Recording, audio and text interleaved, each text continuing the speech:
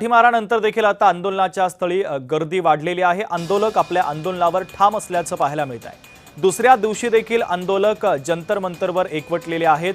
देशभरातून तरुणाईचा आता या आंदोलनाला पाठिंबा वाढतच चाललेला आहे। मंत्री धर्मेंद्र प्रधान यांच्या राजीनाम्यावर सीजेपीचे आंदोलक आता ठाम असल्याचं पाहायला मिळत आहे।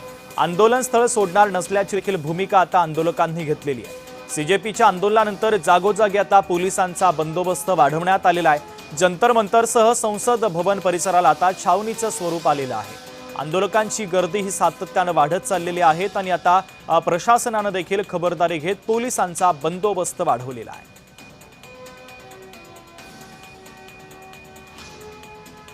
आज पण ते असंच करणार आहेत। काल पण जसं केलं होतं की बॅरिकेड लावले होते, थोडे लोक पुढे गेले की अडवायचे, परत मारायचे, परत ते वापस आले की परत बॅरिकेड लावायचे, एक गेट खोललं परत बाहेर लावायचे आणि परत लाठीचार्ज करायचे। आणि त्यानंतर त्यांनी आसू गॅसचे आम्ही शांततेने बसलो होतो तिथं। चंद्रशेखर आझाद ज्यावेळी आले होते त्यावेळी त्यांनी सांगितलं होतं की तुम्ही थांबा म्हणून, आणि आम्ही शांत रीतीने थांबलो होतो त्यांच्या शब्दावर। पण ह्यांनी त्याच्यावर सुद्धा आक्षेप घेतला आणि त्यांनी आसू गॅसचे गोळे फेकले आणि तिथून पूर्ण आंदोलन पूर्ण खराब करून टाकलं त्यांनी स्वतः। आमच्याकडे पण काही व्हिडिओ आहेत, आम्ही सेव्ह करून ठेवलेत। ते ह्यांनी स्वतः गाड्या फोडलेल्या आहेत, दगडफेक केली ह्यांनी स्वतः पोलिसांनी। भारत देश स्वतंत्र पाणी का दिलं नाही? यांना म्हणलं ह्यांनी जे स्टेजवर होते ना पाणी द्या, एक म्हणते असलं पाणी द्या, अक्षय म्हणतो ह्याला पाणी द्या, नंतर पाणीचे स्वामी करो। आम्ही जर एक आवाज उठलो तर सगळे पाणी टँकर इथं आणेल, समुद्र आणेल मुंबईतून। बघायचं काय ना? मग हे काय चीज आहे? लोक स्टेजवर बसले बघा, त्यांना काही बी येतच नाही, ते म्हणते क्या करू, क्वेश्चन विचारलं उत्तर द्यायला येत नाही। पण हे नेटवर्किंग पाहिजे त्यांना, सिस्टीम। प्रत्येक माणसाला आज काल आवाज उठलो तर खायला पाणी बिणी सगळे। आपल्याला काय पाहिजे? शांती घेतली, क्रांती बी करावं लागते।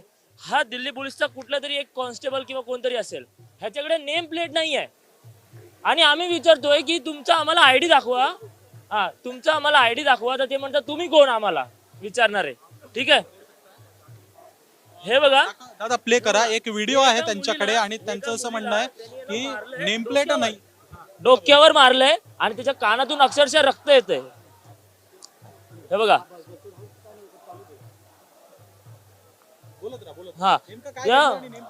मी तुम्हाला सांगतो नक्की काय झालं। जशा प्रकारे हे बोलले की दगडफेक करण्यात आली, त्यानंतर दिल्ली पोलीस जी आहे ती दुसऱ्या साईडनी आम्हाला मारायला येत होती, ठीक आहे। आणि तेवढ्यात ही मुलगी तिच्या समोरच आली आणि त्या माणसानी जे आहे ते डायरेक्ट तिच्या डोक्यावरच लाठी मारली